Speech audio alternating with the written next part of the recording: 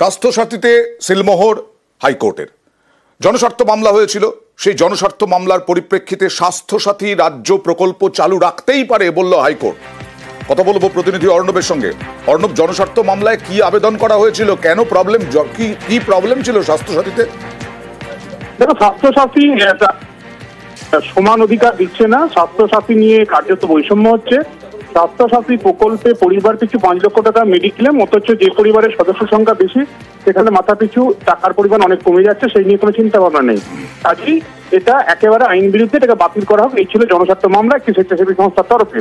প্রধান বিচারপতি টি.এস. সিবাক নামে ডিভিশন বেঞ্চ স্পষ্টভাবে জনস্বার্থ মামলা খারিজ করে দিয়েছে। একই সঙ্গে তিনি জানিয়ে দিয়েছেন এটা রাজ্য সরকারের জনহিতে বা জনস্বার্থে এই মামলা, এই প্রকল্প করা হয়েছে।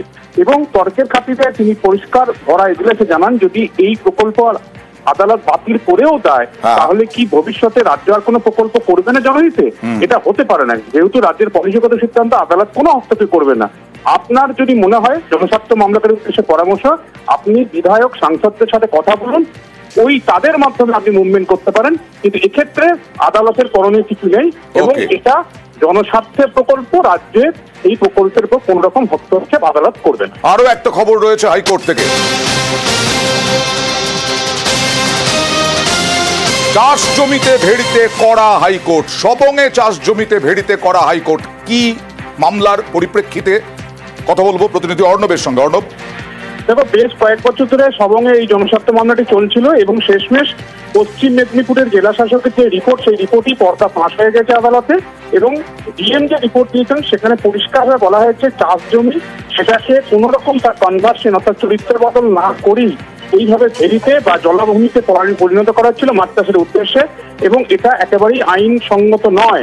এই রিপোর্ট ডিএম কে দেখার পরই প্রধান বিচারপতি ডিভিশন বেঞ্চ কড়া পর্যবেক্ষণ রেখে এই মামলায় নির্দেশ জারি করেছে যত দ্রুত সম্ভব এক্ষেত্রে ওই চাষ জমিকে তাদের পূর্বাবস্থায় ফিরিয়ে দিতে হবে, রেস্টোর করতে হবে ইমিডিয়েটলি। এবং এই যে জলভূমি বানানো হয়েছে, চোখ করে ভেরি করা হয়েছে, তাকে যে চাষ জমিতে ফেরানোর জন্য যে পরিমাণ অর্থ লাগবে, যে খরচ খরচা হবে, যারাই জবরদখল করে কাজটি করিয়েছে তাদের ভূমি সংস্কার আইন অনুযায়ী তাদের কাছ থেকে ক্ষতিপূরণ আদায় করে এই কাজটি করতে হবে। এবং এই নির্দেশ কার্যকর করার জন্য প্রশাসন এবং পুলিশ প্রত্যেককে এর মধ্যে ভূমিকা থাকবে, সেটাও কিন্তু অবজারভেশনে সময়সীমা দেওয়া হয়েছে। দেখো, সময়সীমা আপাতত আমরা ডিসপোজ আপ করেছে এবং এক্ষেত্রে অবিলম্বে এটি করার কথা বলা হয়েছে। এবং সেক্ষেত্রে যেহেতু রিফর্ম আইনের কথা বলা হয়েছে, এই ভূমি সংস্কার আইন অনুযায়ী পুরো কাজটি করতে হবে, এমনকি হাইকোর্ট জানিয়েছে। ওকে,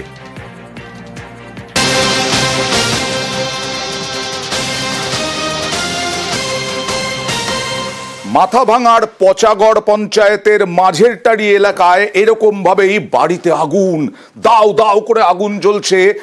পেট্রোল এবং ডিজেল ব্যবসায়ীর বাড়ি, দেখুন কি অবস্থা, দুটো বাড়ি পুড়ে ছাই।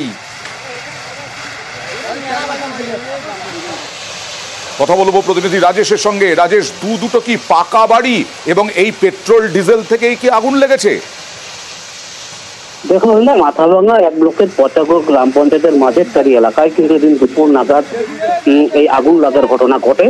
তবে স্থানীয় সূত্রে যেটা জানা যাচ্ছে যে পেট্রোল ডিজেল বাড়িতে মজুত করা ছিল এবং তার জেরেই কিন্তু অগ্নিকাণ্ডের ঘটনা ঘটেছে এবং পুরো বাড়ি ভস্মীভূত হয়ে যায়। পরবর্তীতে পার্শ্ববর্তী আরেক বাড়িতেও সেই আগুন ছড়িয়ে পড়ে এবং সেই বাড়িও ক্ষতিগ্রস্ত হয়। এগুলো সব পাকা বাড়ি? না, আমাদের পাকা বাড়ি নয়, কাঁচা বাড়ি ছিল। সেই কাঁচা বাড়ি কিন্তু আগুনে ভস্মীভূত হয়ে যায় বলে আমরা জানতে পারছি।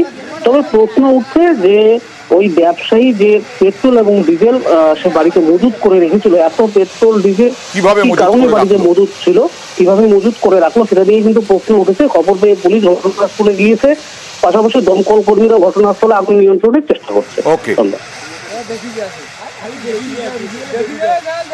মানে আমি আগুন ছিল তো আমি জানি না, আমি প্রথমে কোথায় দেখতে পেলেন আগুনটা?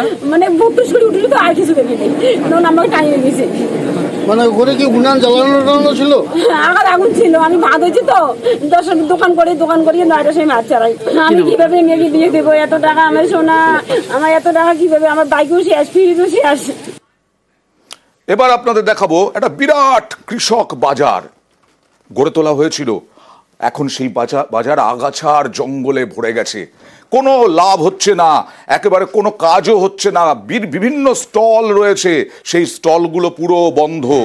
কেন, কি প্রবলেম, কেন কৃষক বাজার এরকম অবহেলায় পড়ে? 7 বছর আগে তৈরি হয়েছে, প্রচুর টাকা খরচও হয়েছে, পরিকাঠামো না থাকায় সমস্যায় কৃষকরা, এটাই বলছেন অভিযোগকারীরা। শুধুমাত্র ধানের মরশুমে চলে কেনা বেচা। আজকে মোটামুটি 10-12 বছর যাবত কিষাণ মান্ডি বানাইছে, কিন্তু কৃষক তো আসা দূরের কথা, কোনো মোট কথা বাজারে বসার এই জায়গায়, এই বাজার না বসার কারণে বিভিন্ন জায়গায় অনেক কিছু ভেঙে পড়েছে। যেমন বিদ্যুতের লাইট জ্বলতেছে না, চারিদিকে জঙ্গল। এখন এখানকার সবজিগুলো ফালাকাটা কিষাণ মান্ডিতে নিয়ে যায়। তো আমাদের এই বাজারটা চালু হলে আমাদের আশেপাশের যে মানুষজন লোকজন আছে তারাও বাঁচতে পারবে, তার সাথে কৃষকরা বাঁচতে পারবে। এখানে সেখানে তো ধান ক্রয় বিক্রয় থেকে সবজি মান্ডি ইত্যাদি সমস্ত কিছু কাজ চলছে। দু একটা জায়গায় কোথায় ঝোপঝাড় জঙ্গল রয়েছে, আমরা কিছুদিন আগেও পরিষ্কার করেছি। সে তো এগুলো তো স্বাভাবিক উদ্ভিদ গজাবেই, আমরা আবার পরিষ্কার করি।